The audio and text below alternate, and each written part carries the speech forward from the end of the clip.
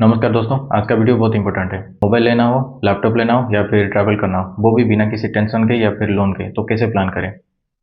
बहुत सारे लोग ये गलती कर लेते हैं। मोबाइल लेना हो तो ईएमआई पे ले लेते हैं, लैपटॉप लेना हो वो भी क्रेडिट कार्ड पे ले लेते हैं, और ट्रैवल करना हो वो भी पर्सनल लोन ले लेते हैं। फिर 6 से 12 महीने तक ईएमआई भरते रहते हैं।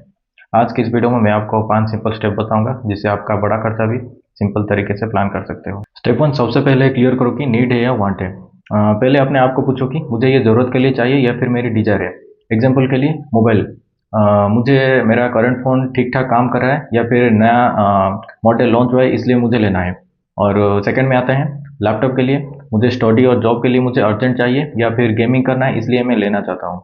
और थर्ड में आते हैं ट्रैवल के लिए, मुझे मेंटल ब्रेक की ज़रूरत है इसलिए मैं जाना चाहता हूँ, या फिर इंस्टाग्राम पोस्ट देखकर सब लोग जा रहे हैं, मैंने भी मूड बना लिया इसलिए मुझे जाना है। ये क्लैरिटी बहुत इंपॉर्टेंट है, क्योंकि ज़रूरत वाली चीज़ों को प्रायोरिटी मिलती है और डिज़ायर वाली चीज़ों को प्लानिंग करनी पड़ती है। स्टेप 2 हो गया टोटल कॉस्ट कैलकुलेट करो।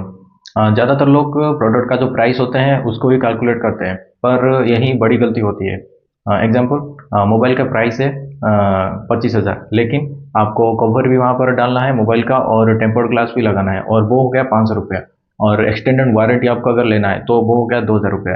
टोटल हो गया आपका 27,500। तो आपको एक्स्ट्रा 2,500 रुपये एक्स्ट्रा देना पड़ रहा है यहाँ पर। वैसे ही लैपटॉप के लिए अगर आपका टोटल लैपटॉप का प्राइस है 50,000 रुपया, उसके बाद आपको बैग भी लेना है और माउस भी लेना है और उसका एंटीवायरस भी लोड करना है, तो वो हो गया आपका 5,000 रुपये। तो टोटल हो गया 55,000। तो आपको एक्स्ट्रा 5,000 रुपये देना पड़ रहा है। अब आते हैं ट्रैवल के लिए। ट्रैवल के लिए आपको टिकट भी देना है, प्लस फूड, आपका जो होटल हो गया, आपका शॉपिंग हो गया, इमरजेंसी हो गया, ये सब आपको टोटल कैलकुलेट करना होगा। इसलिए हमेशा एक्चुअल टोटल बजट में लिखो।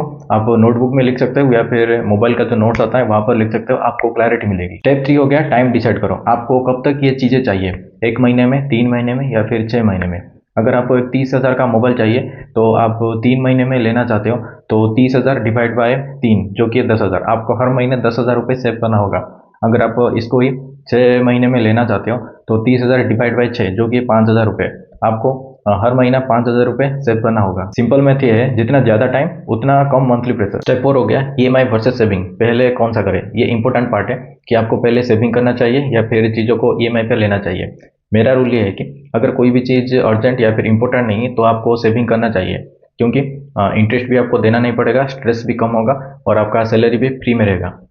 कब आपको ईएमआई पे लेना चाहिए, जब कोई चीज़ आपको अगर इम्पोर्टेंट और अर्जेंट है, या फिर आपको सैलरी स्टेबल हो, टोटल इनकम जो होता है उससे 20% से कम हो, तो आप ईएमआई पे ले सकते हो। वरना ईएमआई ट्रैप हो जाता है।